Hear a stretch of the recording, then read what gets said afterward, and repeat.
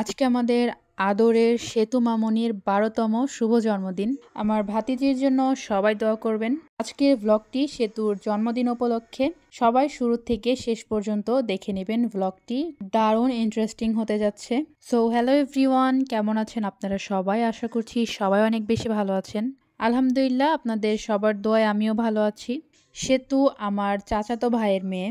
আজকে ওর জন্মদিন, তো তার জন্য আমরা সবাই মিলে ওর জন্মদিনের দাওয়াত খেতে এসেছি। ভাবি আমাদের সবাইকে জন্মদিনের পার্টির দাওয়াত করেছে। ভাবিরা সবাই মিলে একসাথে বিরিয়ানি রান্না করছে।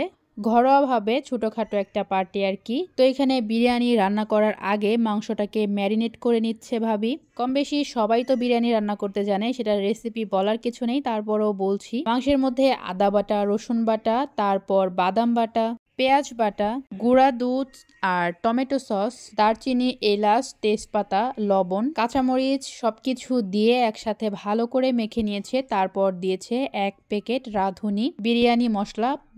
টোটাল 2 প্যাকেট বিরিয়ানি মশলা দিয়েছিল। প্রথমে এটা মাংসের মধ্যে দিয়েছে, তারপর আরেকটা দিয়েছে চালের মধ্যে। আর এখানে অনেকটা পরিমাণে আলু ছিলে নিয়েছে, কারণ আমাদের সবারই আলু অনেক পছন্দ বিরিয়ানিতে।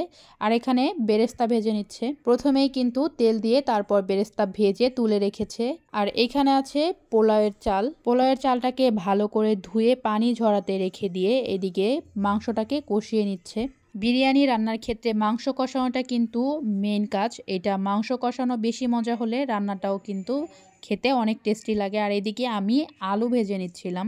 আলুতে কিন্তু কোনো প্রকার লবণ হলুদ কিছুই দেই নাই। এদিকে মাংস কষানো শেষ করে চালটাও কিন্তু কষিয়ে ঝোল দিয়ে দিয়েছে, মানে ভাতে যে পানিটা সেটা কিন্তু দিয়ে দিয়েছিল। তার মধ্যে আমি দিয়ে দিচ্ছি ভেজে রাখা আলুটা। এদিকে মাংসগুলো কিন্তু কষিয়ে উঠিয়ে রেখেছে। দেখতে পাচ্ছেন খুবই সুন্দর লোভনীয় দেখতে লাগছে। পানিতে যখন বলক চলে আসবে, ফুটতে শুরু করবে, সেই পর্যায়ে কিন্তু দিয়ে দিতে হবে কষিয়ে রাখা মাংসগুলো। এখানে সবটুকু মাংস দিয়ে তারপর ভালো করে মিশিয়ে দেওয়া হচ্ছে। আর এখন কিন্তু এই বাকি যে আরেকটা মশলা ছিল, রাঁধুনি গুঁড়া মশলা বিরিয়ানি, সেটাও দিয়ে দিয়েছিল। আর এদিকে পানিটাও কমে এসেছে, বিরিয়ানিটা প্রায় হয়েই গিয়েছে। তার উপর দিয়ে ছিটিয়ে দিল বেরেস্তা দিয়ে ঢেকে রাখবে। তারপর আরেকবার উল্টিয়ে দিয়ে উপর দিয়ে আরও একবার বেরেস্তা দিলেই বিরিয়ানিটা কিন্তু রান্না কমপ্লিট। ওইদিকে বিরিয়ানি রান্নাটা শেষ করে এখন কিন্তু পালা কেক কাটার। বাড়ির সব বাচ্চারা কিন্তু একত্র হয়েছে কেক কাটার জন্য। সবাই কিন্তু অনেক খুশি। কেকটা ভীষণ সুন্দর ছিল আর খেতেও খুবই ভালো ছিল মাশাআল্লাহ। আর আমাদের বার্থডে গার্ল সেতু, তাকে কিন্তু খুবই সুন্দর লাগছিল, একদম পরীদের মতো, প্রিন্সেসের মতো লাগছিল। মোমবাতি ফু দিয়ে সবাই মিলে একসাথে কেক কেটে নিল। তারপর সেতুকে আমরা সবাই কেক খাইয়ে দিয়েছিলাম, আর সেতু আমাদের সবাইকে কেক খাইয়ে দিয়েছিল। Happy birthday to you. Happy birthday to you. Happy birthday, happy birthday, happy birthday to you. Happy birthday to you. Happy birthday to you.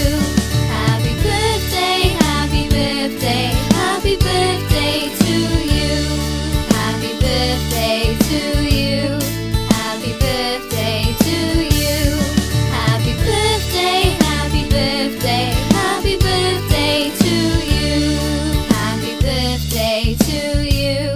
Happy birthday to you. Happy birthday, happy birthday, happy birthday to you. Happy birthday to cake কাটা এবং খাওয়ার পালা কিন্তু শেষ।